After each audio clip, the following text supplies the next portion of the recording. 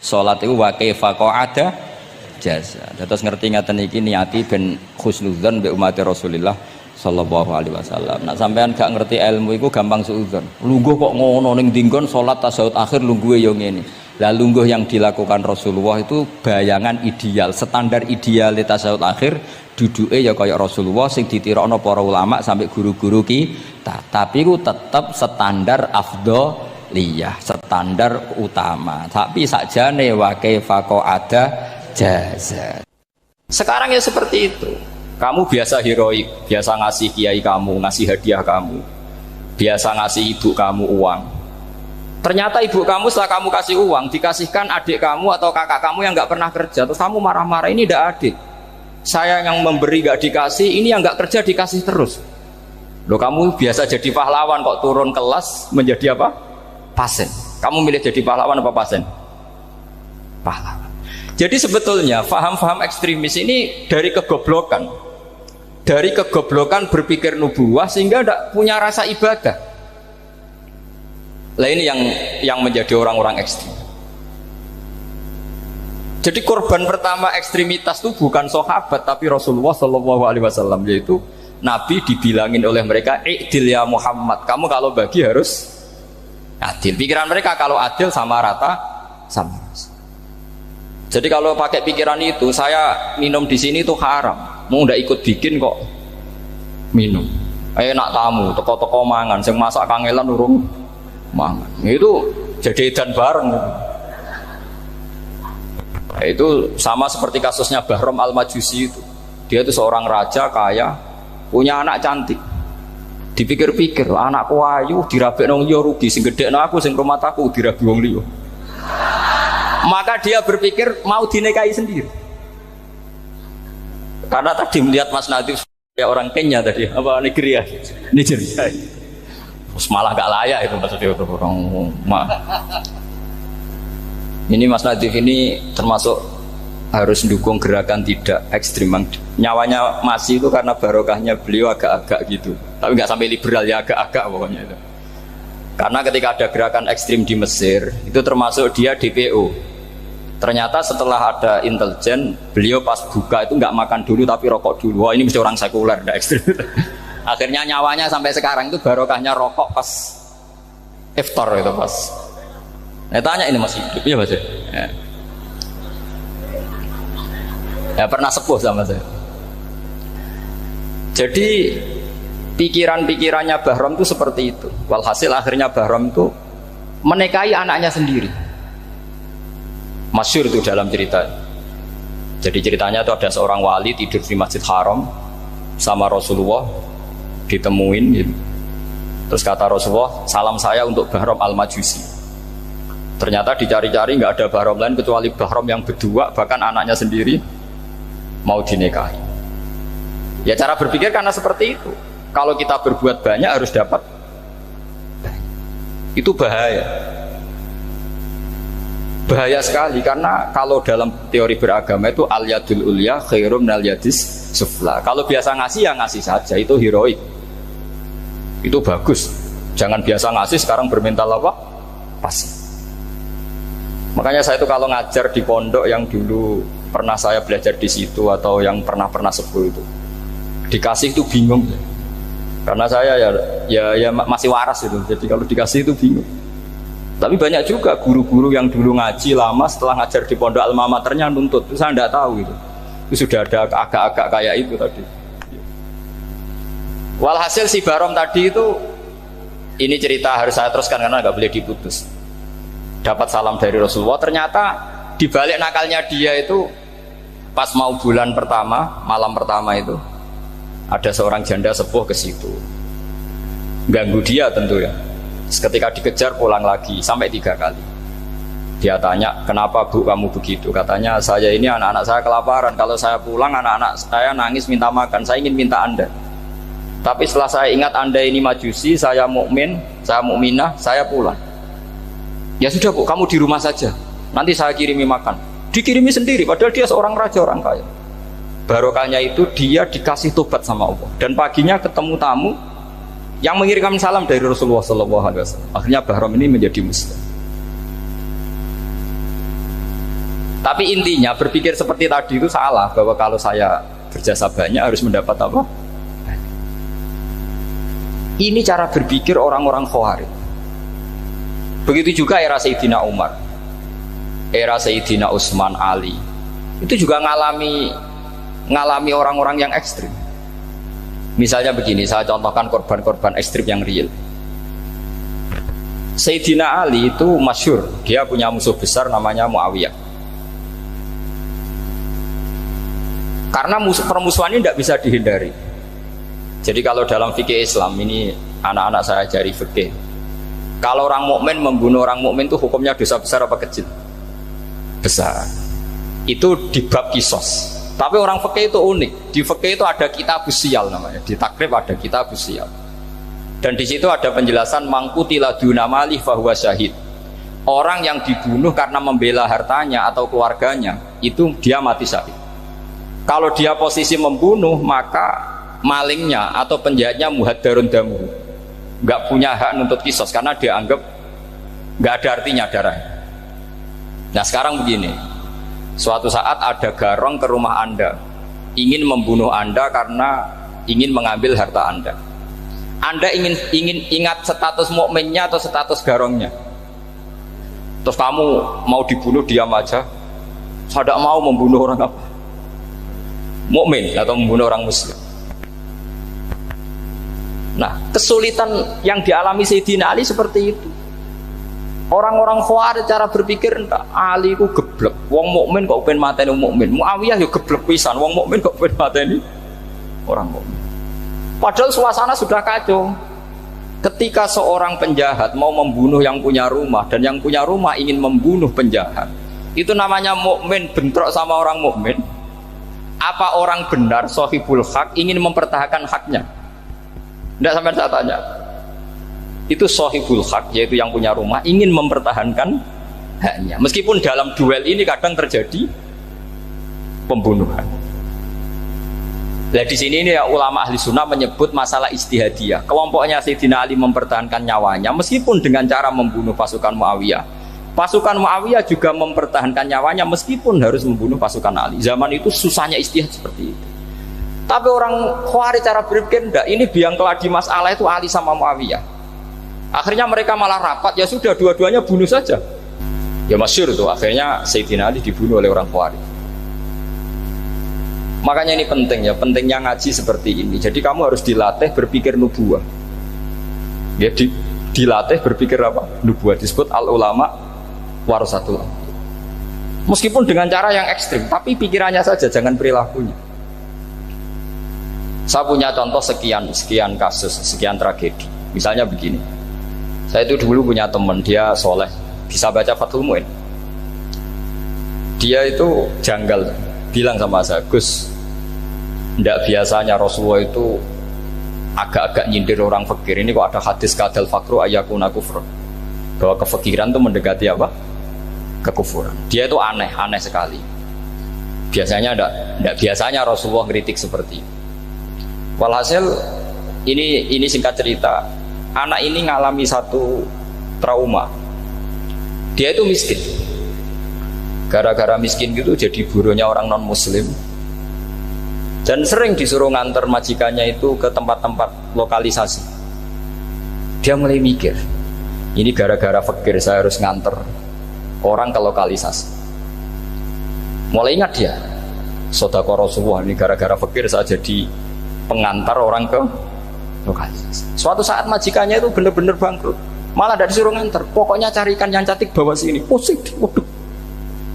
Nah, dia akhirnya walhasil lari terus keluar, terus dia cerita betapa ekstrimnya fakir, sehingga gara-gara fakir saya harus jadi penolong orang yang mau apa maksiat. Anda boleh berpikir ekstrim, tapi ekstrim dalam melawan kemungkaran, yaitu tadi, saya nggak boleh jadi fakir, tapi takutnya fakir yang nanti jadi alat kemaksiatan. Imam Ghazali juga punya contoh seperti itu. Imam Ghazali pernah marah besar ketika tren di Baghdad itu orang belajar fikih semua. Hatta la yakuna thamma tabibun illa min ahli dhimmah, kata beliau. Sampai di Baghdad itu tidak ada dokter kecuali orang kafir dhimmah. Akhirnya kalau ada ulama sakit, saya masih ingat pas kecil, kalau ada ulama sakit itu tidak boleh dibawa ke rumah sakit, takutnya ketemu dokter muslim, non muslim malah disuntik langsung apa? Mati. Akhirnya ulama saat itu berfatwa, orang Islam harus ada yang jadi dokter. Banyaklah gus-gus yang sekolah kedokteran. Yang masyhur ya seperti Sahal itu, Sahal bin Abdul Fattah. Itu dulu putranya Ki Fatah yang menolong Mbah Mahfud saat sembunyi. Saking idolakannya Basal, anaknya dinamakan Sahal, tapi dia jadi dokter spesialis bedah. Begitu seterusnya urusan negara. Dulu itu orang jabat itu tidak boleh, karena jabat itu dekat dengan syubhat, dekat dengan haram. Tapi gara-gara pejabatnya non muslim, kalau bikin aturan ya ala non muslim. Ulama akhirnya sadar, andikan kita yang jabat pasti tidak seperti itu. Bisa bikin perda ini, bisa bikin pelaturan begini yang menguntungkan Islam. Nah, jadilah banyak pejabat yang sekarang muslim. Tempat-tempat maksiat diobrak-abrik sama Satpol PP macam-macam. Kita untung. Tapi kalau orang-orang khawarij pikirannya pokoknya pejabat itu dekat dengan haram, dekat dengan syubhat. Padahal dengan kita jabat bisa bikin perda atau apa yang menguntungkan Islam. Kemudian menjadi masalah baru secara fikih. Ini adik-adik dengerin biar kulino senam fikih. Kalau caleg soleh, misalnya Mas Nadif nyalek, ini tadi tak guyoni, mau jadi bupati ndak, kalau ya mau usah dukung. Jadi misalnya gini ya, Zaid sama Bakar, misalnya Bakar itu orang soleh, mau jadi calon lurah. Dia tahu kalau dia lurahnya kampung lebih baik. Kalau yang jadi ini Zaid, itu kampung itu rusak karena dia suka dugem, suka macam-macam. Kemudian Zaid ini pasti jadi karena beli suara. Misalnya per kepala itu dibeli 50.000. Bakar ini kalau nggak beli suara kalah. Padahal dengan kalahnya Bakar artinya kemenangan, kemungkaran. Itu zaman era Fathul Mu'in, muridnya Ibnu Hajar Al-Hitami. Ibnu Hajar muridnya Abu Zakaria Al-Ansori itu fatwa. Yang soleh ini wajib beli suara, bukan boleh, wajib beli suara. Nah, tapi ini namanya tidak nyuap, perlu dicatat. Ini namanya tidak nyuap. Jadi tidak bisa kamu kaitkan misalnya ar-rosi wal murtasi finnar. Yang nyuap maupun yang menerima suap adalah sama-sama di neraka. Tidak bisa seperti itu, karena logikanya dibalik. Sekarang Bakar ini beli suara itu untuk membeli kebenaran, untuk mengawal kebenaran. Zaid beli suara untuk menopang kebatilan. Berarti namanya Bakar ini penyuap atau pembeli kebenaran? Pembeli kebenaran. Harus dibedakan. Nah, ini pentingnya ulama. Memang nyatanya seperti itu. Yang dikatakan nyuap, riswah itu adalah membayar uang li'ibtolil haqqi, untuk membatalkan kebenaran atau membenarkan kebatilan, itu namanya nyuap. Tapi kalau mengeluarkan uang untuk menghakkan barang hak dan membatalkan barang batil, itu namanya uang perjuangan. Nah, ini pentingnya mikir. Jadi ulama itu mulai dulu sudah berhati. Nah, sekarang sudah banyak orang-orang khusyuk yang biasa di masjid khusyuk. Kalau ditanya zaman akhir rusak kabeh, wong soleh-soleh wis nyuap. Kalau orang soleh ini tidak nyuap ya tidak jadi.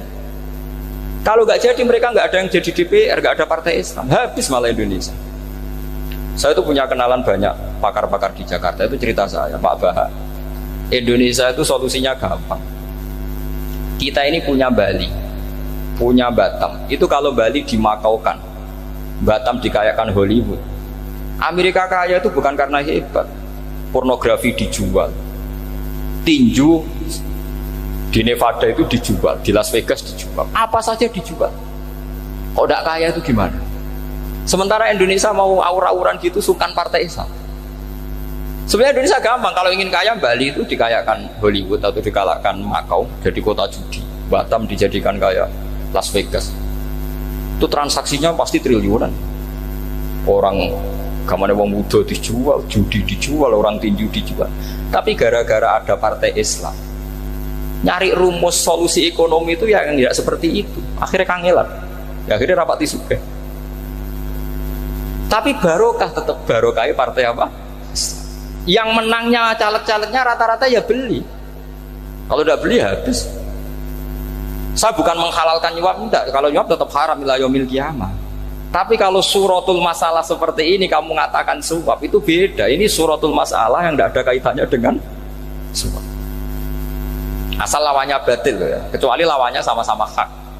Dua calon di kampung itu soleh sama soleh. Ini yang soleh bayar nggak boleh karena siapapun yang jadi soleh itu nggak boleh. Makanya kalau cari musuh yang dolim biar halal ya. Iya, saya pernah ditanya seorang dosen, Gus, saya ini kalau baca sejarah perang Badar atau perang Uhud, yang saya tidak nerima itu satu. Kenapa setiap ghanimah harta orang kafir dan istrinya orang kafir kok disita orang Islam, dan yang perempuan jadi amat kemudian juga digauli orang Islam, yang hartanya orang kafir juga jadi asetnya orang Islam, kok kayak garong. Dia tanya seperti itu sama saya. Terus saya jawab, kalau sampean ada garong dan kemudian bawa senpi, senjata api, kemudian garong Anda, penjahat Anda lumpuhkan, ya senpi itu harus Anda kembalikan. Monggo penjahat ini kagungan jenengan beto wangsul, karena ada milik Anda, harus dikembalikan. Wah, tidak bisa Bapak, kalau saya kembalikan pasti dipakai jahat lagi, dipakai kriminal lagi. Ya sama, kalau asetnya orang kafir dikembalikan ke orang kafir akan menjadi aset kekafiran lagi untuk menghancurkan kita. Nah, perempuan juga sama. Perempuan itu alat produksi. Jika perempuan tadi dikembalikan ke orang kafir, maka kamu menolong populasi orang kafir. Ya seperti itu. Paham ya? Makanya disita dalam perang loh ya, tapi dalam perang yang legal. Nah itulah kenapa amat halal. Makanya di Quran itu illa ala azwajihim aw ma malakat aiman. Paling enggak itu masih ada ulama atau pemikir atau ustadz siapa saja yang bisa memahami logika apa? Islam. Nanti kalau ulama ini sudah meninggal, orang akan mencibir Islam dengan cara mengatakan Islam itu jahat, yaitu menyita hartanya orang kafir dan istrinya orang kafir setiap kali terjadi perang. Karena pemikiran ini pasti sama-sama kutubnya, sama-sama ekstrim. Nah ini penting saya katakan. Makanya masyhur itu perdebatan Sayyidina Ali dan Muawiyah. Ini saya kutip sedikit. Ini ya sama-sama berpikir ekstrim, tapi ekstrim yang baik. Walhasil dalam satu kerja bakti di Masjid Quba, itu ada sahabat namanya Ammar. Ini di depan umum, ini penting. Kalau dalam ilmu hadis di depan umum ini penting karena nanti menjadi mutawatir. Beda dengan hadis yang Nabi ngendikan sama 1-2 sahabat, namanya hadis ahadi.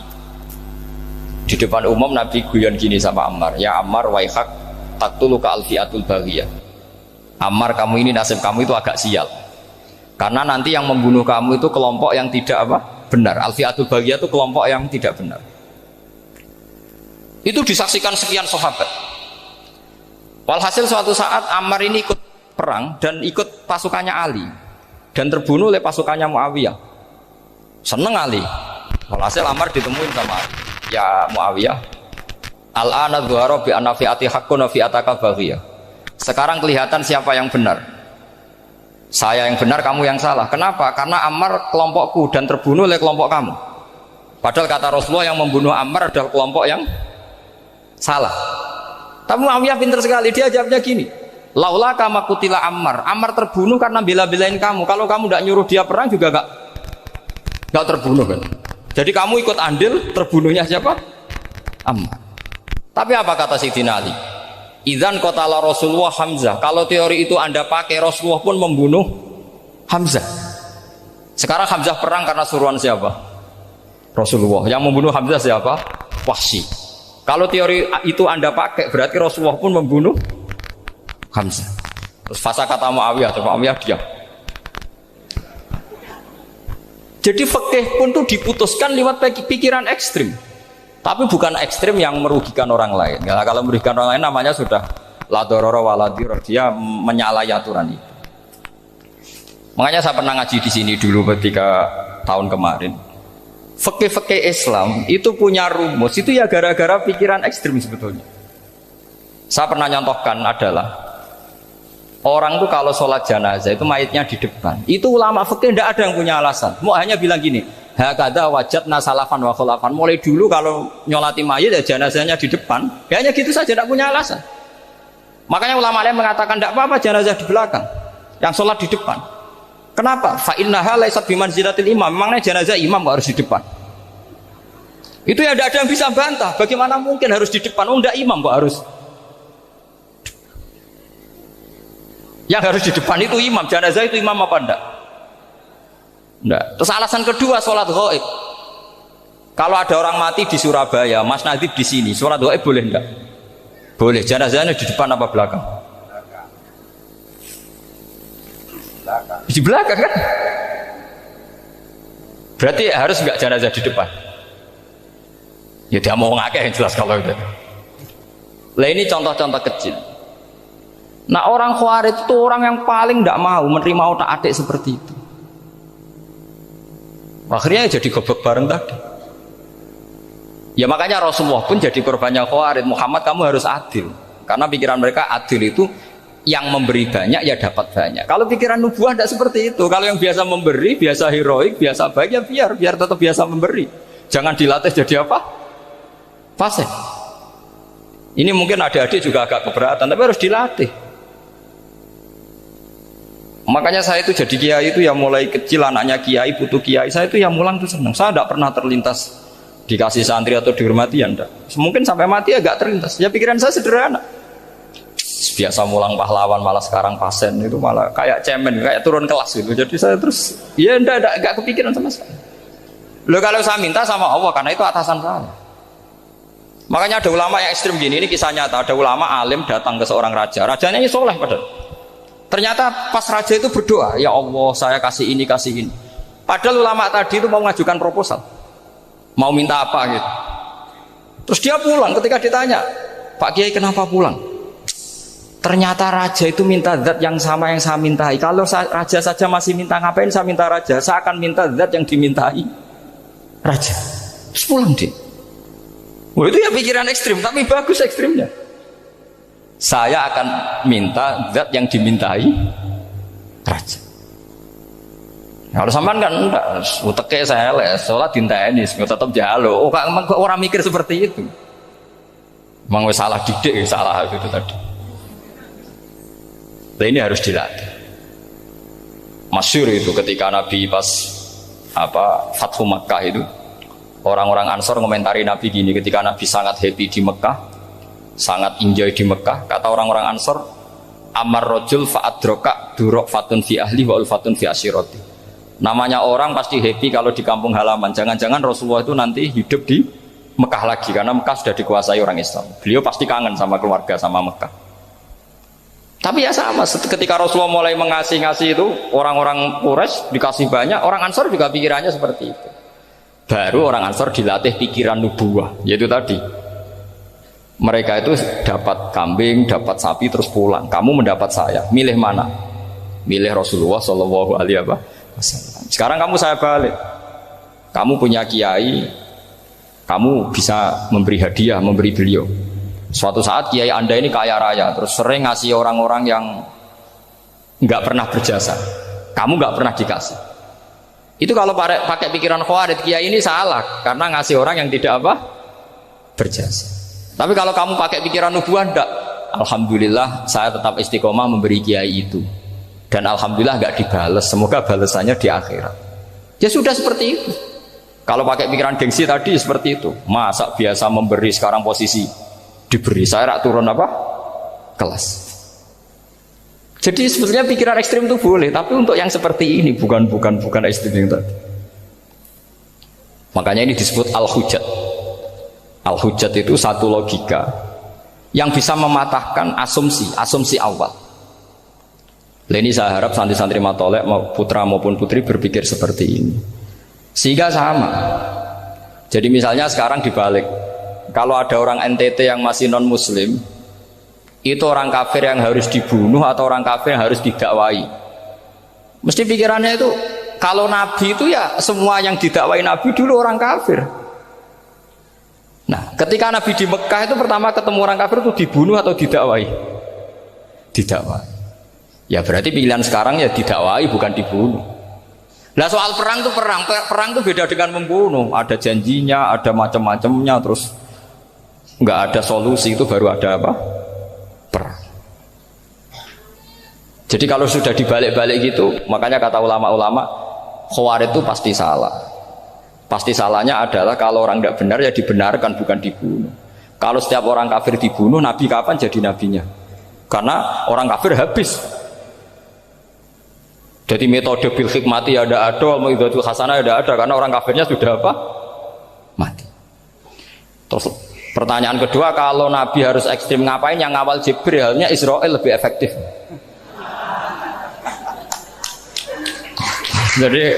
Jadi kalau sama-sama ingin ekstrim, Nabi itu nggak usah dikawal Jibril, kan tidak efektif kan? Harusnya yang ngawal itu siapa? Israel. Kan nggak repot ya. Nah, jadi saya mohon ini saya cerita. Jadi korban pikiran ekstrim itu bukan siapa-siapa. Pertama itu Rasulullah.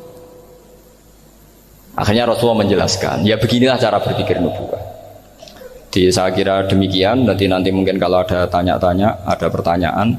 Yang jelas kalau seputar ekstremitas itu bisa latihan. Ya, sebenarnya bisa latihan di fikih. Karena fikih ini cerminan dari pikiran ulama. Ya, cerminan dari pikiran apa? Ulama yang tidak tekstual. Ya, seperti gini ya. Tasaddaqa Rasulullah so'an min tamrin au so'an min aqidin. Ketika zakat fitrah itu Rasulullah mengeluarkan satu sok tamar. Tamar itu kurma. Kalau menurut tekstual berarti zakat fitrah harus pakai kurma. Tapi semua ulama sedunia mengatakan kuti ahlil balad. Artinya dalam konteks Indonesia ya pakai apa? Beras. Berarti kata tamar diganti kot, diganti apa? Kot. Jadi orang itu jangan diajak goblok bareng. Masa Nabi ngendikan tamar harus apa? Tamar. Makanya saya pernah debat.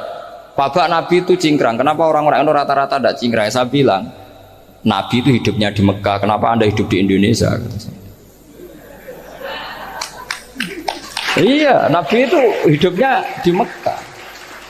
Terus saya tanya lagi. Nabi itu hafal Quran, kamu udah hafal? Saya hafal Quran. Kalau cingkrang gampang, karek ngetok kata saya. Ya, kalau ada sunnah Rasul, Nabi hafal Quran enggak? Hafal kan? Berarti kalau ikut sunnah Rasul, hafal Quran. Jangan cingkrak tok, ya hafal apa?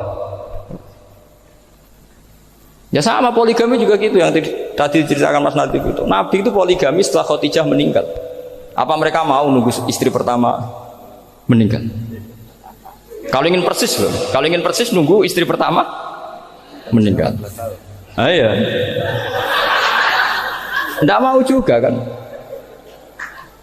Ya biasa saja lah. Pokoknya yang dihalalkan syariat ya kita bilang halal, yang diharamkan kita bilang apa? Tidak usah sok suci si sunnah Rasul. Saya punya banyak cerita. Abu Bakar itu dulu sering menghindari sunnah Rasul. Dulu Rasulullah itu kalau ada orang minta ya dikasih. Ketika era Abu Bakar bikin Baitul Mal. Ketika ditanya ini zaman Rasulullah tidak ada, kata Abu Bakar, huwa Rasulullah, beliau itu Rasulullah. Mau nggak di-manage ya negara tertib. Umar bikin pasukan itu diangkat negara. Kalau dulu zaman Nabi yang ikut perang bahaya, yang tidak perang namanya munafik. Era Umar tidak, militer itu ditunjuk, dia digaji pakai Diwanul Murtaziqah. Ketika ditanya kenapa tidak kayak Rasulullah, huwa Rasulullah, mau tidak tertib pun tetap negara stabil, karena ada karismanya. Jadi kadang-kadang dalam banyak hal itu kita malah tidak boleh persis Rasulullah karena kadang banyak khususiyah. Yaitu contoh yang paling masyhur di fikih ya kayak Nabi itu nikah 9 itu khususiyah.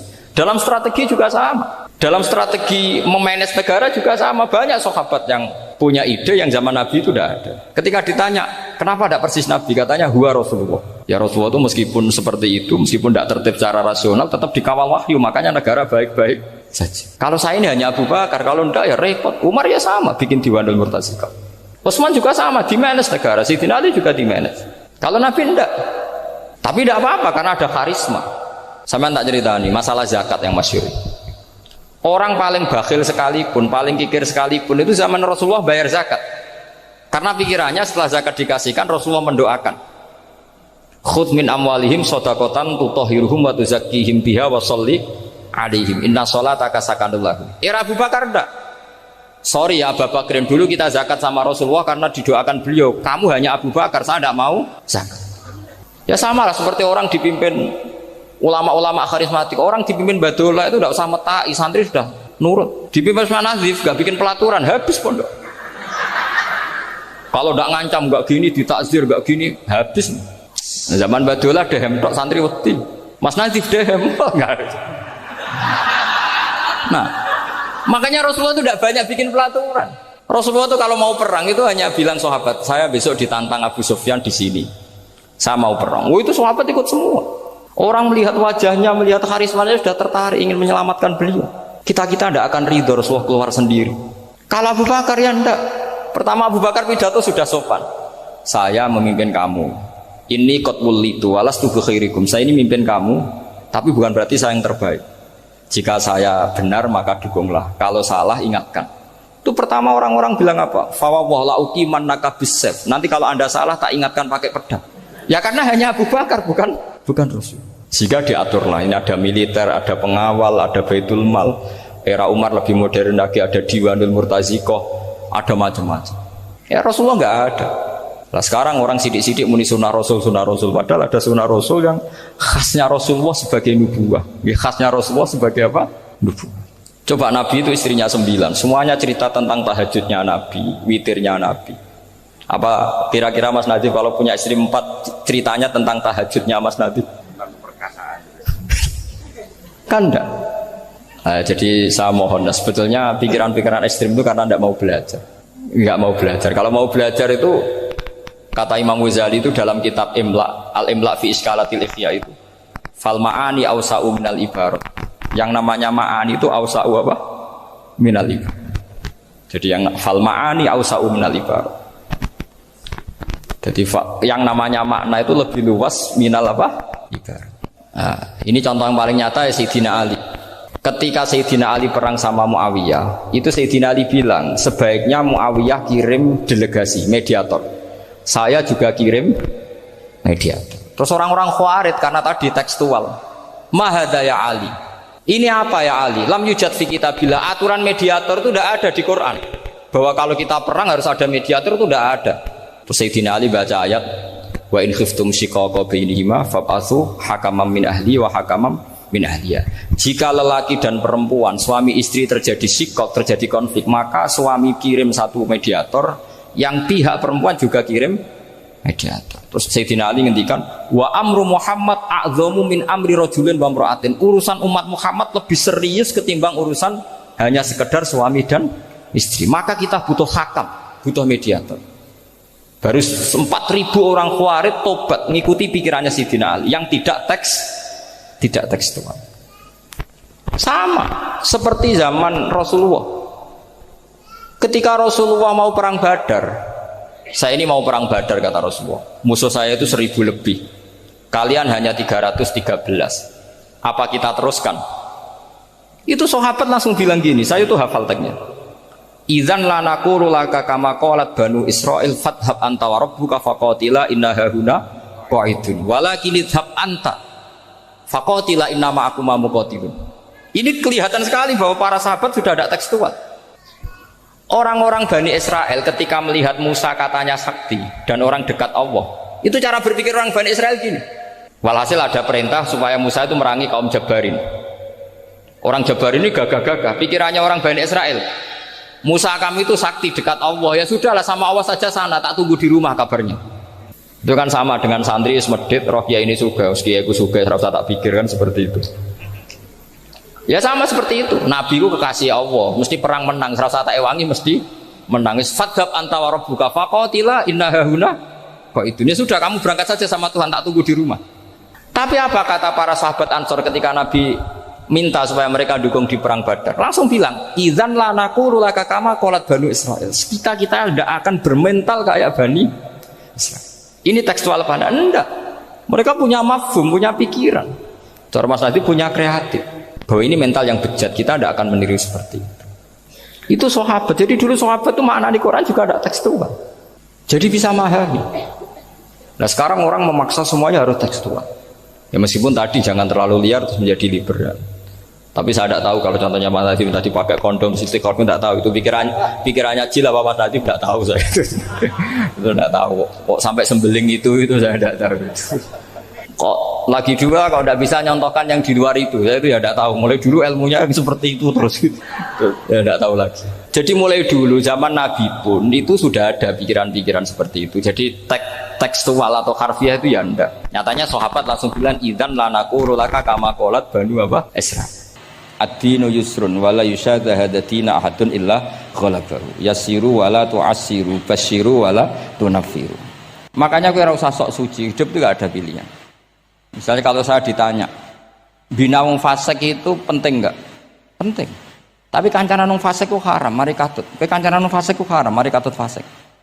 Ti ngembarno wong fasik umat Rasulullah ya haram, umat Nabi kok mbarno.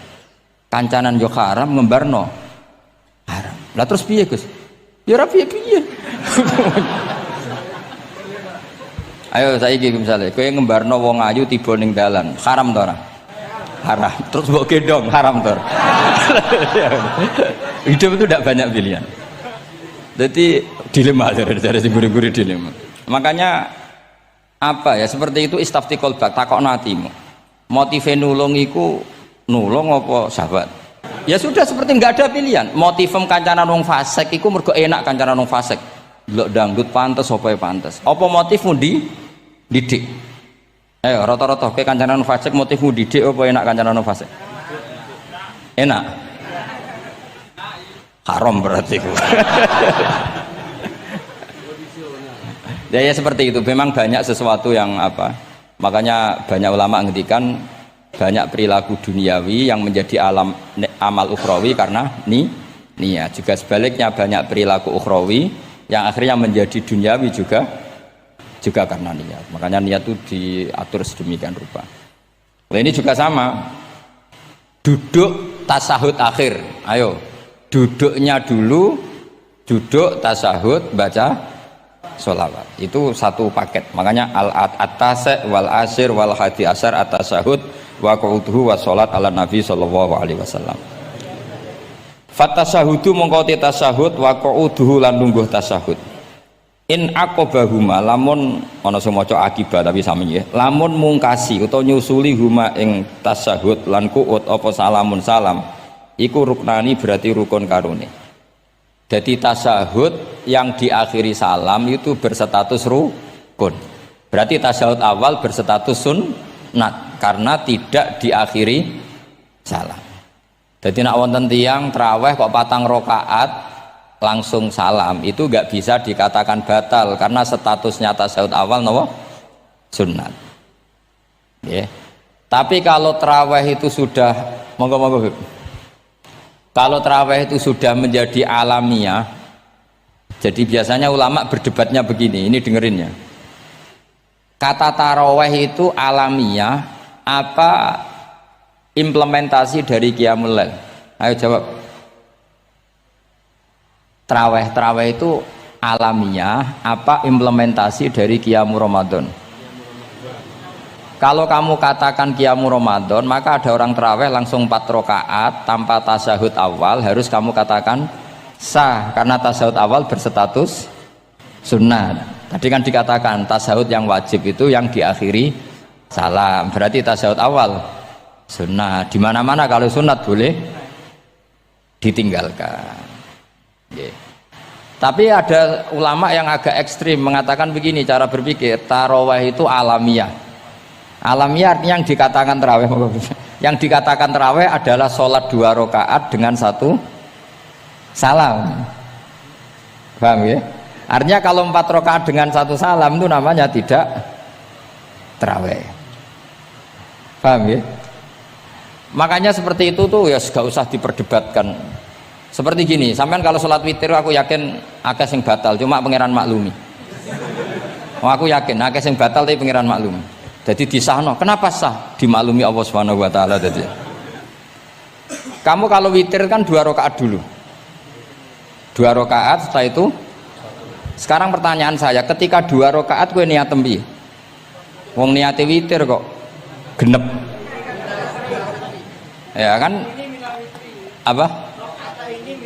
Lah pertanyaannya begini, ketika rakaat ini minal witri, kemudian orang ini ternyata nggak nerusno sing sak rakaat,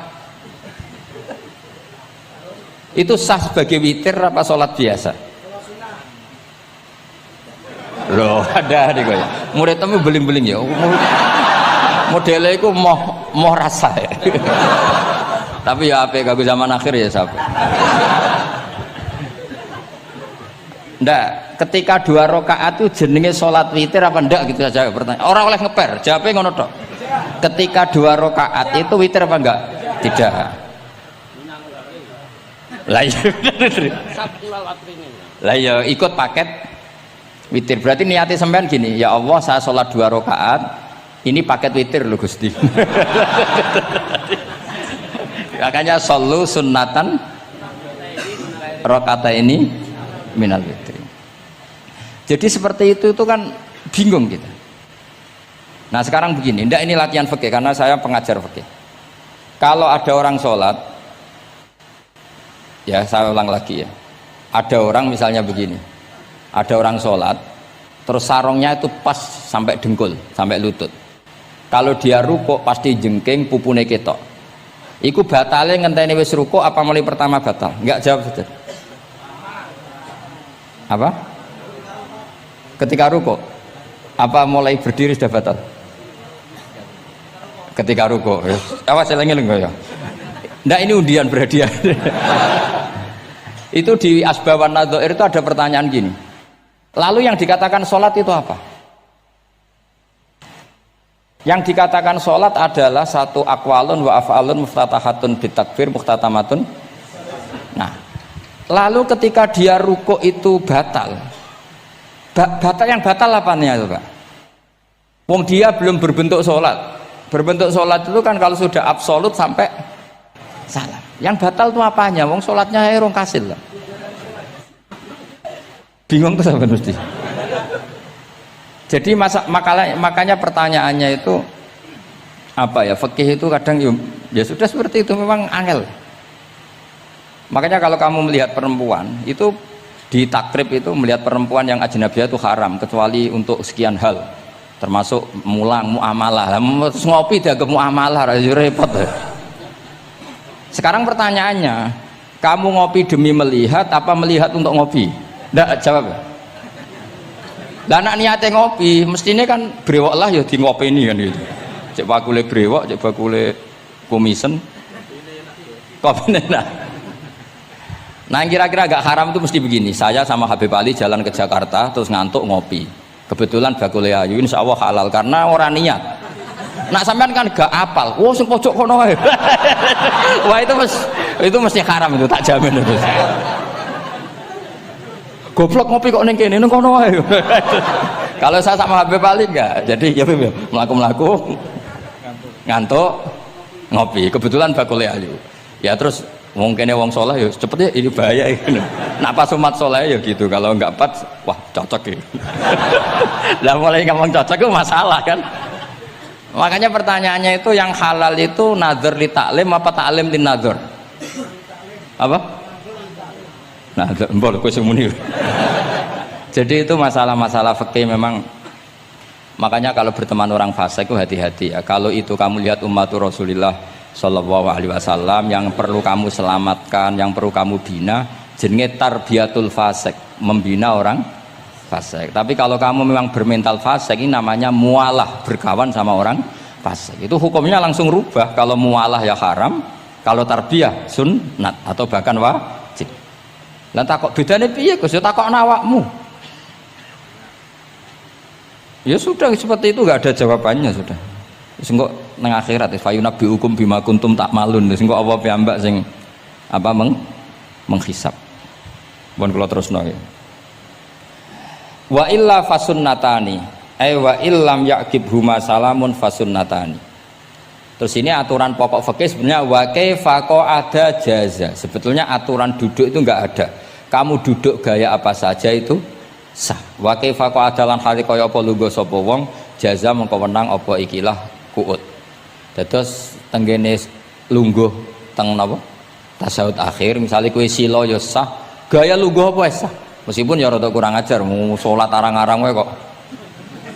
Tapi secara hukum sah. Jadi misalnya wonten wong desa terus kadang tasyahud akhiru sikile rada mlekang, kadang wis pokoke wa kaifa ada jasa. Jadi pentingnya ngaji ngeten iki paling gak nglahirno husnudzon. bahwa aturan duduk itu gak ada. Misalnya aja mentang-mentang sampean khusyuk lu gue bener terus nak ono lungguh untuk metintang sithik, wah iki gak sah. Gak tau ngaji. Kowe sing ora tau ngaji maca wa kaifa ada jaza. Aneh-aneh. Kowe sing ora tau ngaji wa kaifa ada jaza. Enak ora tau ngaji malah nuduh. Iso wae sing lungguh ora bener ku wali malah lara wae. Meskipun agak-agak ya ora. Ono wali kok lungguhe ngono. Tapi nak misalnya wali tenan kualat sampean. Wa kaifa ada jaza. Terus hukum itu penting. Sehingga kalau sampean haji tenggene Mekah niku salat itu mau macam-macam. Kula sing nganti saiki iskal tapi wis ora iso protes. Niku lho, Beb. Wong kuat ngadeg nggawa kursi nak salat kok lungguh. Nak teng Indonesia wong salat lungguh rak ngentosi bener-bener lemah. Ning Arab gak kuat nggawa kursi. Salate lungguh. Engko nak ngarep iku sofa kosong, kursine digawa. Ya lungguh meneh. Batinku lho nggawa kursi ngalor idul kuat kok salate. Nak teng Jawa iku anggere ngape mati cek salat ngadeg. Kursine enteng. Jadi ya kalau mboten ngerti nih. Ada lagi yang orang Arab, mungkin Arab Bedui. Itu kalau ada yang nelpon, itu teleponnya dijupuk. Jap soli. Kalau aku dong ditakoki, Gus iku madzhab apa? Aduh, mbaya ketoke madzhab goblok. Apa disalahno iku wong Arab? Wong Arab. Ora disalahno iku. Akhirnya debat. Soli iku pirang huruf? Ya telu nak cara nahwu nggih. Shot lame sitok kan tasdid berarti telu. Telu wis batal lho. Batal. Pas ya. Yo kok pas. Seru repot. Serepot-repot. Sementing sampean ngerti gitu, terus salat itu wa kaifa ada jaza. Terus ngerti ngaten iki niati ben husnudzon mbek umat Rasulullah sallallahu alaihi wasallam. Nah sampean gak ngerti ilmu iku gampang suudzon. Lungguh kok ngono ning dinggon salat tasyahud akhir lungguhe yo ngene. Lah lungguh yang dilakukan Rasulullah itu bayangan ideal, standar ideal tasyahud akhir duduke ya kaya Rasulullah sing ditirakno para ulama sampai guru-guru kita. Tapi ku tetap standar afdholiyah, standar utama. Tapi sakjane wa kaifa ada jaza. Jadi penting. Sanggep ae ben maring husnudzon. Di misalnya orang tasyahud akhir kok ambek swilo ngono wis. Anggap ojo tuh, wah aliran nih, ojo ngono sih. Iki bar ngaji Minhajut Thalibin lagi seneng-senenge praktek ngono. Tapi ya rapati wali mesti wali kok kontroversi aneh-aneh. Cuma umpama ngono, kowe aja langsung darani gak sah. Apa meneh nuduh aliran. Wis biasa wae, tapi aja praktekno nggih. Pokoke umume wong lah ben gak kontroversi. Tapi kalau ngadepi wong liya tetap kita keyakinan wa kaifa ada jaza dengan duduk gaya apa saja sah. Kados sing teng Arab yang gendut lho Beb nak salat kan sikile di slujungno. Mergo jajal tahiyat kados umume tiyang nggih geblek kula nate ora wong gendut nata wetenge kan gak iso. Dadi lungguh sikire bujur. Lah mergo jajal praktekno guling tenan. Nah niku takbire ya wa kaifa ada jaza. Tapi Pak Ngangan ya ora sopan, wong sowan pangeran kok ngono iku terus piye? Lah Pak ini baru kayak ngaji gitu, terus wong niku ben gampang husnudzon ambek umat Rasulullah sallallahu alaihi wasallam. Mergi kita tuh gak mungkin bayangno donya ideal itu ora mungkin. Kok jeneng roh tiyang tawaf ngono semua macam-macam. Coba misalnya mboten enten pendapat Imam Malik sing darani batale wudu nyuwun sewu lamsu maknane jima. Madzhabe Abdul bin Abbas. Lah sampean tawaf ya mesti rasah, mesti kedemek wong wedok. Kedemeke wong ayu-ayu, kadang kowe ya gelem tenan. Lah itu satu-satunya solusi ke kita intikal napa? Mazhab. Oh, tetep ra iso ora kedemek. Wis aku ora ganteng lah tetep kedemek. Niat khusyuk iki tetep kedemek. Apa meneh awale wis rapati khusyuk. Lho kok wis wong khusyuke kedemek. Kalau nanti tawaf haji, kalau haji tahun 2012 nomor 13 bar tawaf Beb niku tok saiki ku untuk bojone wong ya. Dadi dekne nyangka aku bojone dicekeli pundakku. Wong kan wong tawaf wong lanang kan ngomong kan dari belakang kan sama semua. Bareng terakhir diduluk, lho jebule ora. Piye gitu. Nah aku ya ora krasa lagi usul pangeran coba. Aku coba bayangno kok sampeyan terus krasa mboten. Wah ngenyek wong niku, ngenyek wong niku. Mboten kula pasti ku intenan eling pengiran tenan, gak krasa ana sing nyekel. Pas niku lho bos sak teruse ra pokoke pas iku. Mergo iku beb tawaf kula nu setengah 3 esuk. Ya sak fase-faseke wong nak yamono wae eling pangeran to beb dadi pas khusuk-khusuk. Nganti ana wong nyekel iku gak keras. Bareng bar tawaf jebule wong wedok bojone wong. Wah matane wong. Mulane Quran nak ngelingno kita iku napa? Faman farada fihinnal hajja fala rafasa wala fusuqa wala jidala fil hajj. Jadi potensi fase ku malah pas haji. Fil haji fi ku ing dalem. Lah kok mboten sebuti teng Arab niku wong nak mboten haji iku wajahe ditutup nganggo cadar. Tapi nak pas ihram malah wajah wajib dibuka. Iku wis mari uji nyali tok.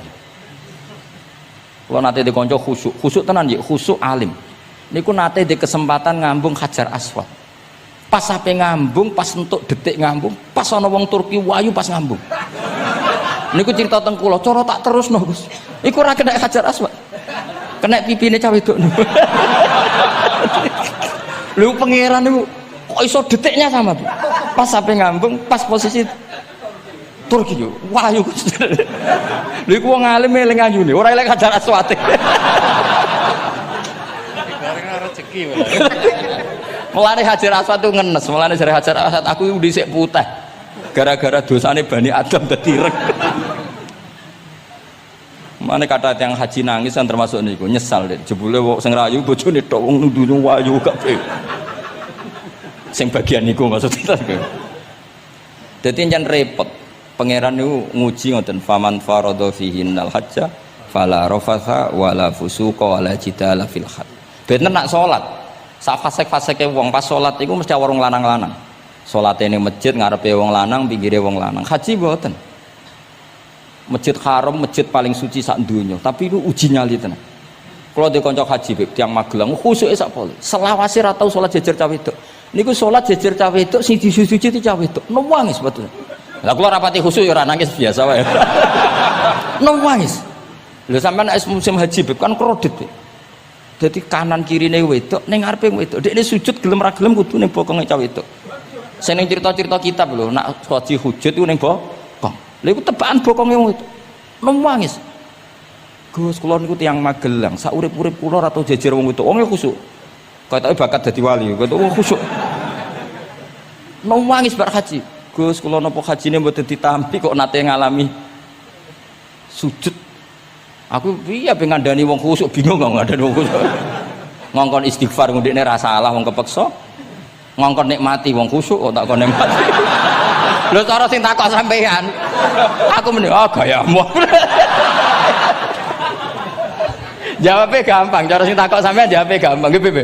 Paling gayamu apa? Iki sing takok wong khusuk. Ya akeh sing takok sampean gayamu. Sing takok nu tiyang khusuk mek nangis tenan nyesel. Memang haji itu unik, makanya Allah ngikatkan fala rafatha wala fusuqa wala jidalu fil hajj ing dalem pas nglakoni. Mencen uji. Jidal kaya ngoten. Ana sing mari muring-muring. Wis niat khusuk, niat sabar bebe. Ana wis sing mari muring-muring. Memang ujian betul. Lho kula nek wis kecelok wong gak gampang muring-muring. Wis terkenal lah nek kula seneng guyon ra gampang muring-muring. Nate badhe niku beb. Romyu tanggal 11 umumnya haji Indonesia rak koblas zawal melok beb teng rombongan tiyang ni wareng tok Mina wonge diding-diding iki ajaran napa Romyu kok koblas zawal nabi ku ora tau Romyu koblas zawal nabi mesti Romyu ba'da zawal ngamuk-ngamuk sajane kula mboten mutawif kula mboten kaji gaet mboten kaji tenan nganggo dhuwit nak gaet diamuk wajib meneng ya engko iso di PHK nak akhirnya kula ngomong ngene akhirnya kula dijakno Pak Bak sampe sing ngadepi. Ya Nabi ora tau Romyo koblas zawal tapi ora tau ngamuk-ngamuk koyo kowe ya. Mangkel opo. Lah ya Nabi ora tau Romyo koblas zawal tapi ora tau ngamuk-ngamuk koyo kowe ya ngono.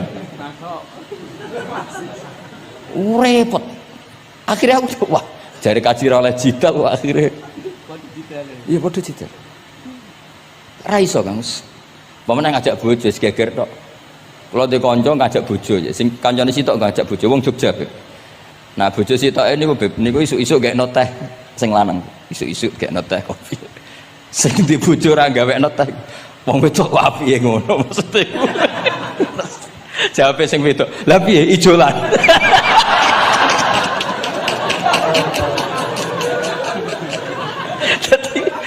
Wong lanang kok kadang spontan lu kan yo kacau. Cah wedok cek apike mbek bojone. Piye Mas? Ijolan maksudnya. Wis pancen jare amit pas kaji. Ayo sapa sing kaji ora jidal aku ben ora raine. Sing ngene iki lho. Wong aja ulama aja Habib iku wis gak mlebu kias sing umum-umum ngono. Wes angel-angel. Ono catering terlambat, wah ada saja yang bikin apa? Emosi. Kalau kaji tak rilek-rilek. Tapi ya sono ngono pidato ning Mina ono macam-macam ribet. Nah, itu fil khat. Allah memang dari awal memperingatkan potensi maksiat itu justru fil khat ketika musim haji. Pemene wae perkara dam wis macam-macam. Mun kalau terus nangis, yang penting kaidah teng salat wa kaifa qa'ada jaz. Kados wingi Imam Rafi'i dawaken salat sujud itu cukup watul jabha. Niku nggih guling-gilingan ben gak gampang suudzon mbek tiyang lintu. Nah, kita piyambak ndak akan mempraktekkan itu. Kita tetap sujud melibatkan 7 anggota. Cuma nak ana sing ngono gak gampang suudzon. Wong bar ngaji minhajud dalibin. Dadi ana gunane lah. Wa kaifa qa'ada jaza. Jadi duduk dengan gaya apa saja berstatus sah, ya. Duduk dengan gaya apa saja berstatus sah. Tapi saya ulang lagi, tentu kita tidak meraktekkan itu. Kita duduk tasahud awal gederekno para guru, tasahud sani gederekno para guru. Cuma status hukum wa kaifa qa'ada jaza, dengan duduk gaya apa saja sah. Karena kita tidak pernah tahu. Ana wong duduke mingkrang jebule mbok salahno, mbok takokno jebule udunan kan ya ora roh. Salat kok modele ngono ku model apa? Jebule wonge napa? Udunen. Utawa wonge bar digi panjen sikile ra iso ditekuk. Bareng mbok amuk. Salat kok ujug-ujug bar gipan lho gipan. Kan ndak pernah tahu, makanya ini butuh perangkat hukum. Jadi wong alim butuh itu khazanah hukum supaya agama ini luas. Ad-dinu yusrun wala yusyadahadatina ahadun illa ghalabahu. Yasiru wala tu'assiru, basyiru wala tunaffiru. Mun kula terusno. Wa yusannu lan den sunatno fil awali ing dalam tasawuf awal apa al-iftirasu lugo iftiras. Mun sampean ngerti niku. Fa yajlisu ala ka'bi yusrahu wa yansibu yumnahu wa yadau atrafa asabihi lil qiblah. Wa fil akhir at-tawarruku wa kal iftiras lakin yukhriju yusrahu min jihati yamini wa yulsiku warikahu bil ardi. Ini ora usah diterangno nggih karena apa? Ya sudah pokoknya seperti yang sampean praktekkan, itu yang tasawuf awal jenenge napa? Iftiras, yang tasawuf tsani jenenge tawarruk. Ora usah diterangno malah dimaknani malah bingung sama. Wal asah yaftarisul masbuk wasahi. Nah, meskipun imam itu tasawuf akhir, masbuk tetap bergaya tasawuf awal karena masbuk tidak diakhiri salam karena dia nanti berdiri lagi. Nah, kalau sedikit mau cerita masbuk bahwa agama ini proses. Ya, saya ulang lagi, agama ini proses. Dulu para sahabat itu kayak cacilik Kudus, kayak cacilik Indonesia. Jadi dulu para sahabat itu kalau Nabi sudah rakaat ketiga atau rakaat kedua, niku takbir terus sholatnya digebut. Digebut, wis kayak cacilik-cilik kita kayak cilik kan orang imam wis rakaat ketiga kayak takbir ngebut. Nah, engkau bar ngebut nganti bar. Jadi imam rakaat ketiga kita tahu-tahu rakaat ketiga mergo nyelip. Engkau imamnya salam ya melok salam. Itu kecerdasan itu tuh pinter. Dulu zaman sahabat ya gitu, agar Nabi rakaat ketiga sahabat datang takbir ngebut sampai rakaatnya sama dengan Nabi salam terus ikut. Nah ditakoki Nabi wis pirang rakaat jong nggih 4 rakaat. Lah kowe karok kok 4 rakaat nggih ngebut Nabi. Itu dulu gitu. Sampai ada Mu'ad bin Jabal, makanya disebut di antara spesialis fikih itu Mu'ad bin Jabal, ketika beliau karek sama Nabi, beliau ngikuti Nabi, kemudian Nabi setelah salam beliau menambahkan rakaat yang kurang. Terus semenjak itu jadi syariat kalau untuk masbuk ngikuti imam, setelah imam salam menambahkan rakaat yang ditinggalkan. Terus dibakukan sampai sekarang. Dulu enggak seperti itu. Dulu sholat ya kenalan, jenengan daleme pundi. Oh, ya pun tengah-tengah sholat. Jejer wong ora kenal, jenengan tiyang pundi mboten nate ngertos kula tiyang mriki. Nggih ngoten riyen. Nggih. Sahabat yang pun terpelajar ora roh nak ngono iku batal salat. Sampai setelah salat Rasulullah sallallahu alaihi wasallam matur, "Inna hadhi salat munajah." Salat iku munajat dong ya. Nak omong-omongan mbek pangeran ae ora usah mbek Bani Adam. Akhirnya semenjak itu sholat ngomong mbek Bani Adam hukumnya batal. Sebelum itu ya ndak. Nah, makanya agama ini proses. Sehingga fiqhud dakwah itu harus dihidupkan. Sekarang enggak orang langsung pakai fiqhul ahkam. Akhirnya umat ini melayu. Harusnya yang dimulai fiqhud dakwah. Jadi dulu Nabi berkali-kali kecewa be umat itu, tapi Nabi ngempet karena prosesnya fiqhud dakwah. Lho nate wonten tiyang niku nyuwun sewu, ijek di penggawean maling. Sowan Nabi di wis masyhur. Nabi mau ngangkat dia kowe salat. Ada sahabat yang nyuwun sewu rontok usul ning Nabi. Ya Rasulullah, dia punya penyakit sering maling. Kenapa ndak kamu larang supaya tidak maling? Nabi jawab ngeten. Sayanhahu ma yaqul.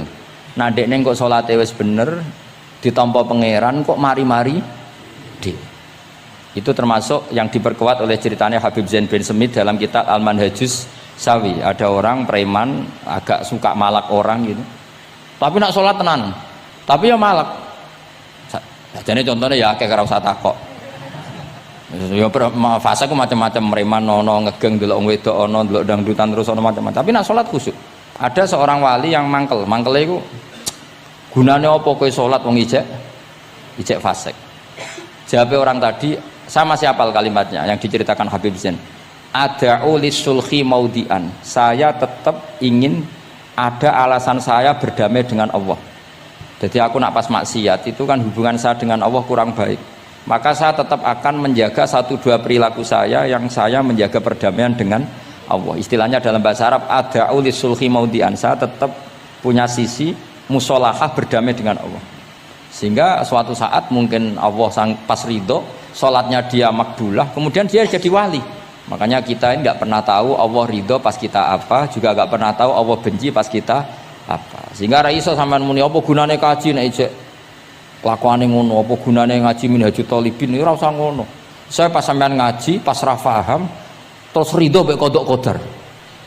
Wah diridani pangeran, wong kondang tenan, wong ra paham kok ridho mek kodok qadar. Sing paham ujug, wong goblok kabeh sing pinter aku tok. Waduh, nyoro lek kula nang ngono. Jadi kita tidak pernah tahu Allah itu meletakkan ridhonya di mana, meletakkan sukhtunya di mana. Wonten orang Hawariyin dalam cerita Ihya. Orang Hawariyin itu orang-orang hebat, wali-walinya Allah, pengikut Nabi Isa. Ono preman liwat. Si preman ini spontan melihat orang-orang soleh itu tertarik, langsung ikut gabung. Saya ulang lagi, langsung ikut. Si wali di antara Hawari ini ada yang risih. Aku terkenal wali kok jejer preman, risih deh. Maka si wali tadi mempercepat jalannya karena risih jejer nama preman.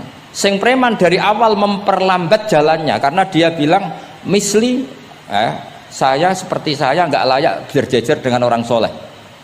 Intinya si preman menjaga kesopanan, si wali memelihara keangkuhan. Jadi si preman dari awal dia sudah merendahkan jalannya karena nggak ingin sejajar. Si walinya tambah banter karena ingin nggak jejer. Allah saat itu juga menfirmankan ke Nabi Isa karena masih zaman nubuah, Isa liyas ta'nifa al amala. 2 orang ini memulai amal dari nol.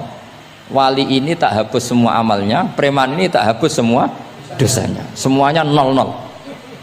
Yang satu untuk barokahnya adab, yang satu untuk afatnya ujub. Jadi mulane dadi kiai koyo kula yo repot, nak ketemu fase kok repot. Ape kancanan kok diamuk sampean rontok garis keras ngene iki. Gus kok kancanan wong fasik. Ape ra kancanan kok nang ujub. Mulane kula ora jelas ya perkara niku mboten tak dudono. Kenapa Gus Bak sikape ra jelas? Ya bawaane wong alim ora jelas, bocah kok kandhane angel. Dadi bawaane wong alim ora jelas. Tapi ora jelas e wau karena ape kancanan wong fasik. Engko kancanan wong fasik kok dadi syariat ya ndak mungkin. Sok suci ya ora. Nah, makanya didawakan Allah laisa laka minal amri syai'un au yatuba alaihim au ya'dzib. Jadi wong fasik potensi ini disepuro pangeran tapi ya potensi disiksa pangeran. Nah delok potensi disepuro kita oleh ngancani, nah delok potensi disiksa kita ora oleh. Masalahnya kita tidak tahu. Nggih, masalahnya kita tidak tahu. Delok tengene cerita-cerita wali. Wong sowan Sunan Bonang iku nggawa gula salam templek ra mesti dadi wali. Kalijaga sing kenale lewat begal dadi wali. Kalijaga kenal Sunan Bonang pertama iku mergo napa? Begal. Kenalane wae lewat begal. Tapi malah dadi wali. Suraka kenal Nabi ku perkara ape bacok. Mergo dekne ku ana sayembara sing iso nyekel Muhammad, ya tentu dijangkar wong sing ngomong wong kafir, sing iso nyekel Muhammad. Mulane dadi kiai ku bingung. Nak nyeritakno tarikh kok nyebut Rasulullah kan gak mungkin wong kafir kok kiai sayembara sing nyekel Rasulullah sallallahu alaihi wasallam dikei hadiah. Ya mosok wong kafir kok sayembarane muni apa? Sing nyekel Rasulullah sallallahu alaihi wasallam tak kei hadiah. Sing bacok Muhammad Rasulullah sallallahu alaihi wasallam tak kei hadiah kan mboten mungkin wong kafir kok muni ngono. Sing kiai sing bingung sing nyeritakno kiai apa muni? Sing nyekel Muhammad tak kei dhuwit. Muni Muhammad kan sekadung ra kulino wong. Cara sampean dadi kiai ya milih ndi? Nyeritakno omongane wong kafir. Milih. Mulane kula bilang kadang kiai ora di pilihan bahasa. Mergo mulane Imam Suyuti sopan-sopane wong, tapi namune Iqra ya Muhammad. Mergo iku satu-satunya kesempatan jangkar Kanjeng Nabi. Kan sing dawuh Allah Iqra. Lah mesti Iqra ya Muhammad. Mergo Allah sing dawuh ning Kanjeng. Tapi nak kita ning Kanjeng Nabi kan gak mungkin muni ya Muhammad. Sekamane ana sayembara, sapa sing iso nyekel Muhammad tak kei unta 100. Suraka tertarik ikut. Tapi barokah iku, barokah kesalahan itu malah roh mukjizat Rasulullah sallallahu alaihi wasallam. Ketika ape baca napa ambles sampai ping 3. Lah iki awale salah niate ya salah, tapi pangeran ngersakno untuk hidayat. Barokah salah iku roh mukjizat Rasulullah sallallahu alaihi wasallam. Ya seraro dunia iku ora. Ana wong saleh sak labah amen jamaah sampai diarani hamamatul masjid. Tapi ceritanya seperti itu akhirnya semalane donga ya muqallibal qulub tsabit qalbi ala dini. Kita ndak pernah tahu. Ya sudah seperti itu. Paham ya? Tapi ya kita tentu ngikuti syariat wa kullun muyassarun lima khuliqalah. Mohon kula terusno. Qultu al asah ad-dhammu. Terus sing donga sing diwaca teng tasyahud nggih kula waca bismillahirrahmanirrahim. Qultu ala sah wa anna Muhammad Rasulullah sabata fi sahih Muslim wa alam wa aqallu salat ala nabi sallallahu alaihi wasallam Allahumma sholli ala Muhammad wa ali wa ziyadah ila hamidum majid tumeka maring hamidum majid. Berarti kados kita napa wa sholli ala sayyidina Muhammad wa ala ali sayyidina Muhammad kama shollaita ala sayyidina Ibrahim wa ala ali sayyidina Ibrahim terus sampai fil alamina innaka hamidum majid. Dan ini sebagai penutup kalau badhe cerita kalau ada kitab namine Hasyatut Turmusi. Hasyatut Tarmasi atau Turmusi ini karangannya Syekh Mahfud Termas. Beliau adalah murid Sayyid Abi Bakar apa? Syato Sohibul Li'ana. Terus guru dari Basim Asyari. Beliau teman dekatnya Habib mbahnya Habib Anis.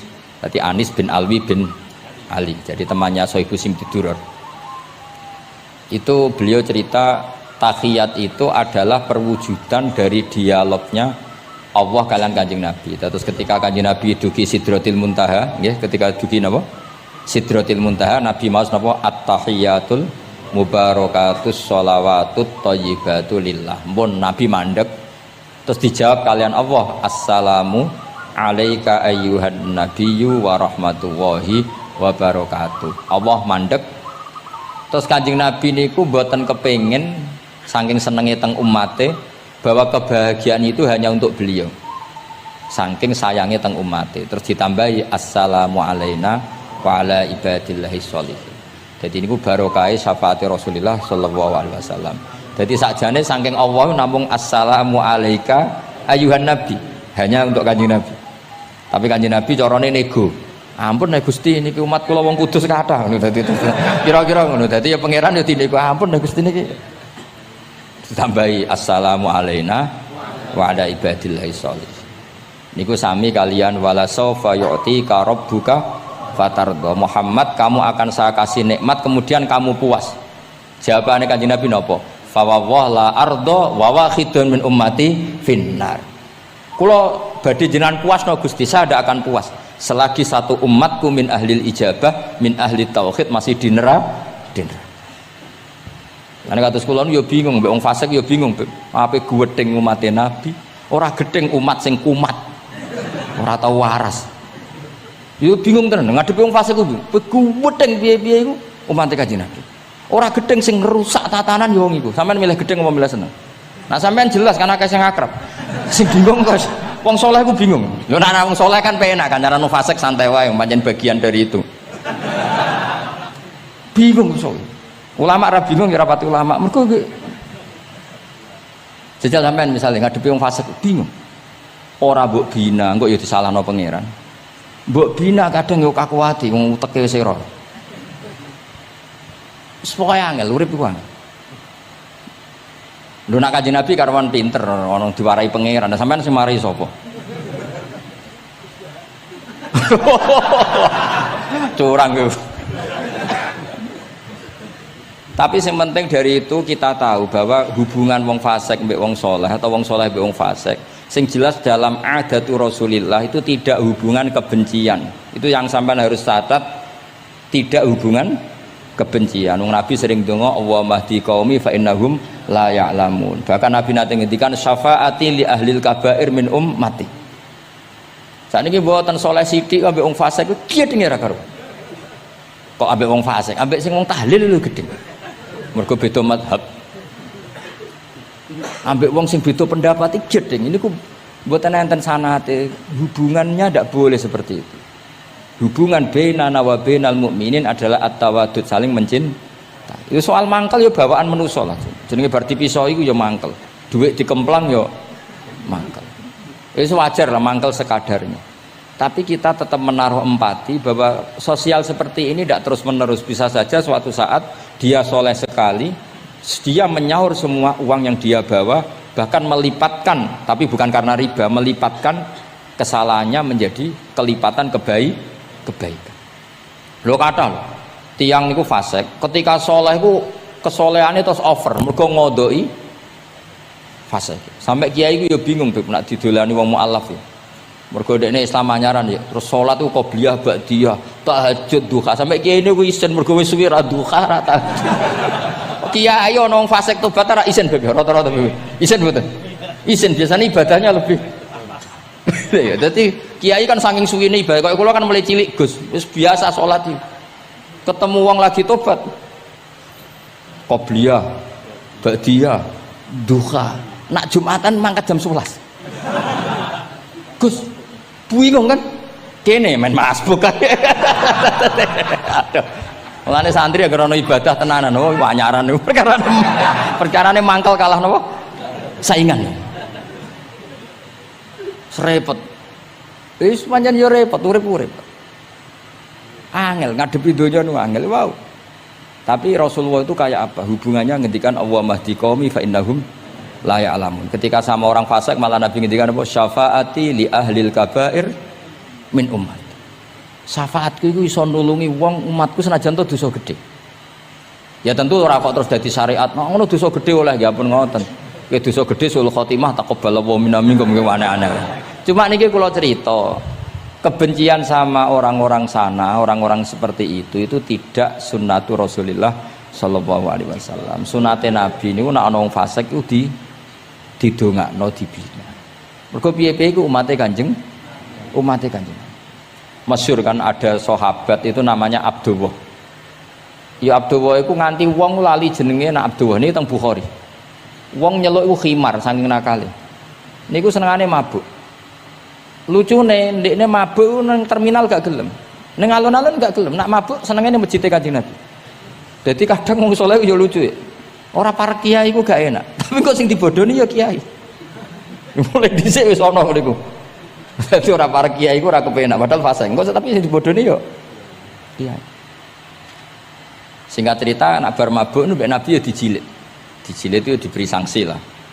Binial ya sandal atau apalah wa atrofis siap.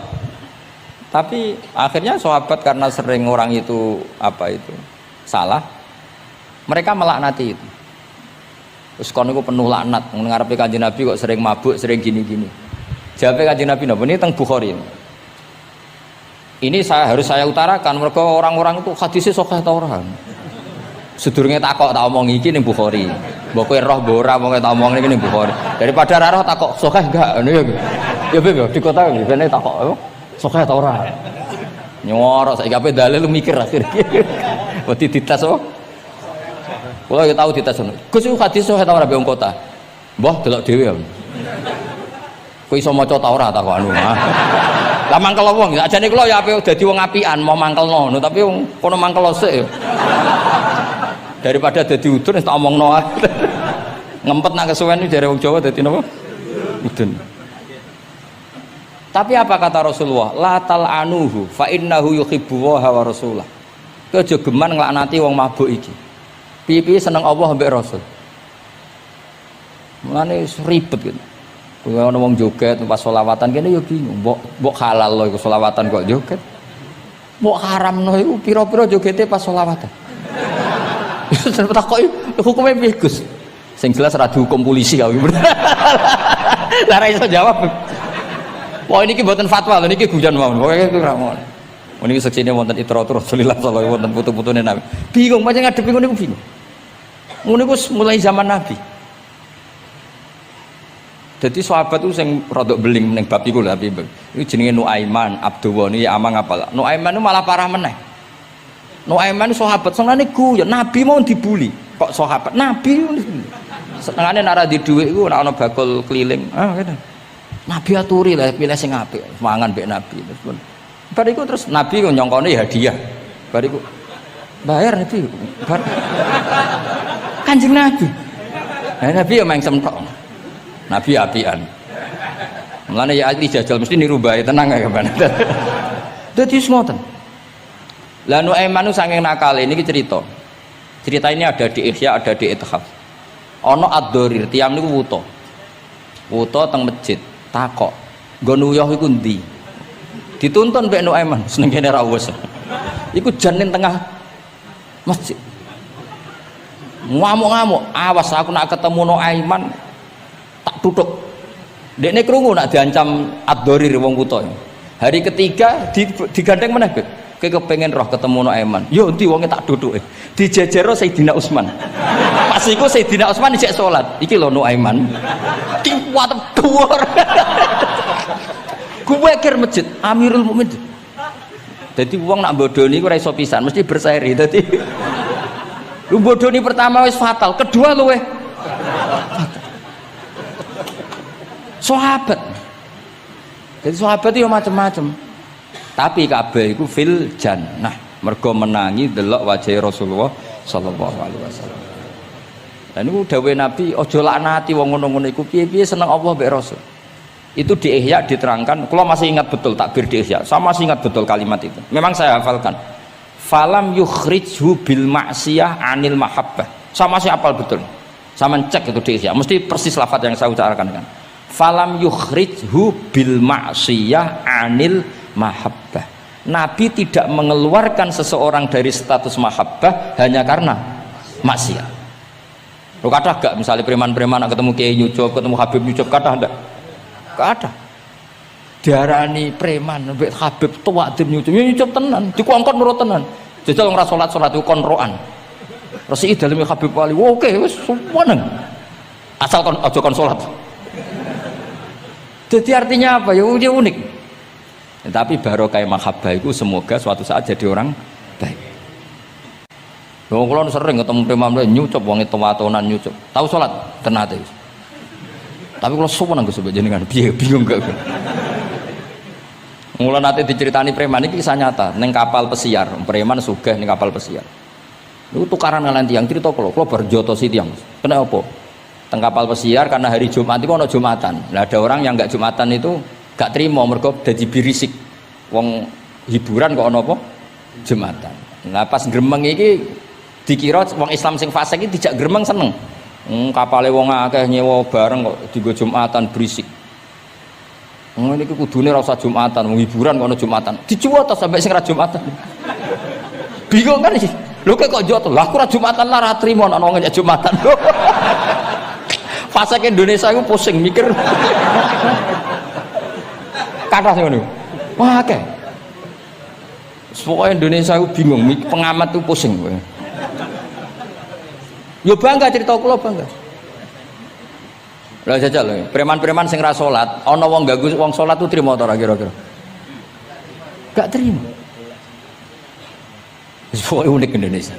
Pun kula terusaken ya, dados ketika Nabi sungkeman teng kene mengke niku wonten teng cerita teng Kiai Mahfud sungkeman teng pangeran ngelafat napa at-tahiyatul mubarakatus sholawatut thayyibatulillah. Terus kalian Allah dijawab assalamu alaika ayyuhan nabiyyu wa rahmatullah wa barakatuh. Terus Nabi ngersakno salam untuk beliau itu umum untuk sinten mawon saking syafaqah welase Rasulullah sallallahu alaihi wasallam. Terus disebut assalamu alaina wa ala ibadillahi sholihin.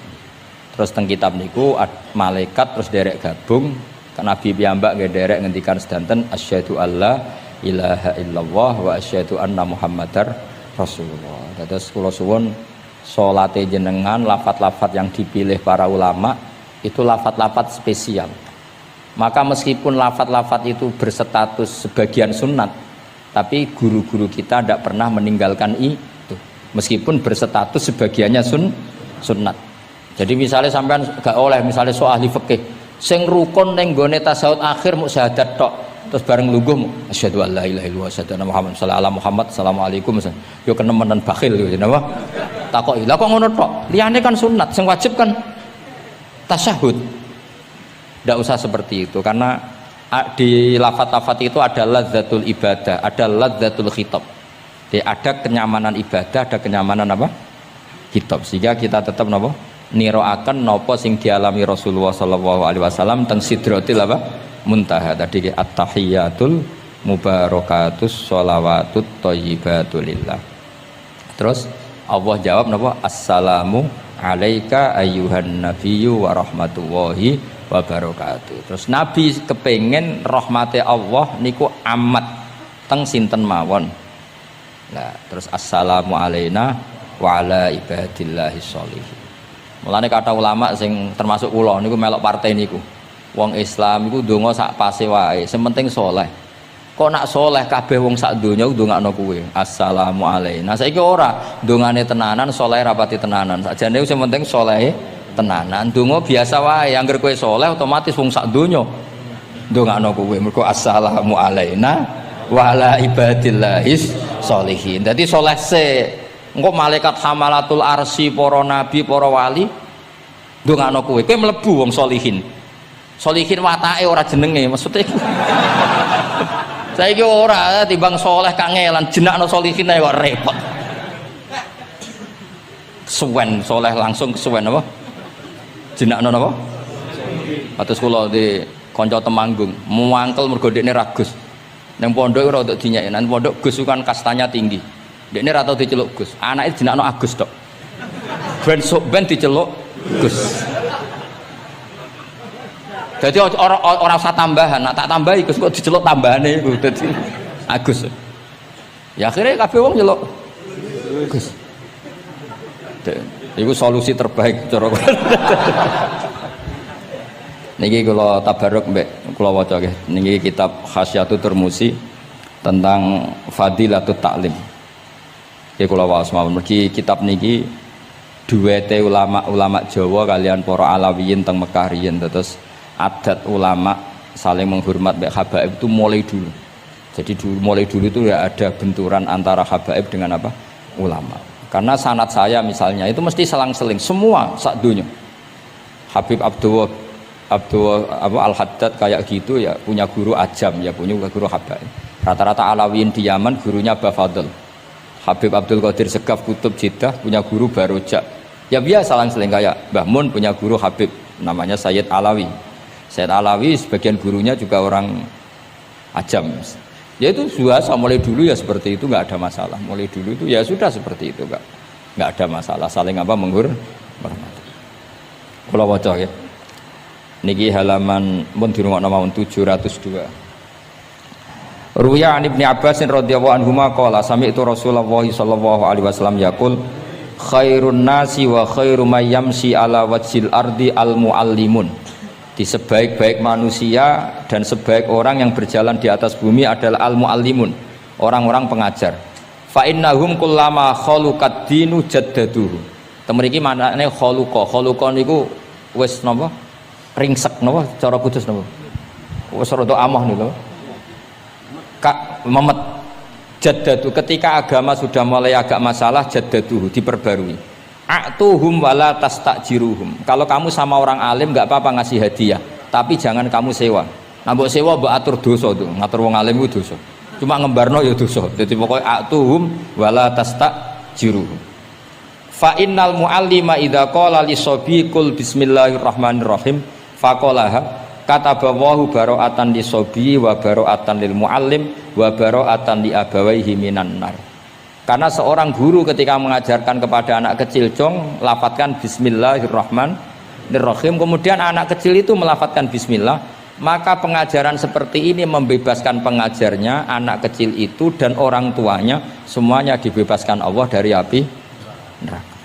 Kenapa demikian? Karena tadi awal anak kecil tahu kalau hidup itu ada hubungannya dengan Al-Khaliq, dengan Allah adalah dengan ritual-ritual kecil gak baca bismillah, bahwa di luar kekuatan kita ada kekuatan Al-Khaliq. Terus kalau terasakan waruya aidan anna ta'limas sighar yudfi'u ghadabal jabbar. Jadi mengajarkan anak-anak kecil itu yudfi'u ghadabal jabbar, bisa memadamkan murkanya Allah Subhanahu wa taala. Assalamualaikum warahmatullahi wabarakatuh.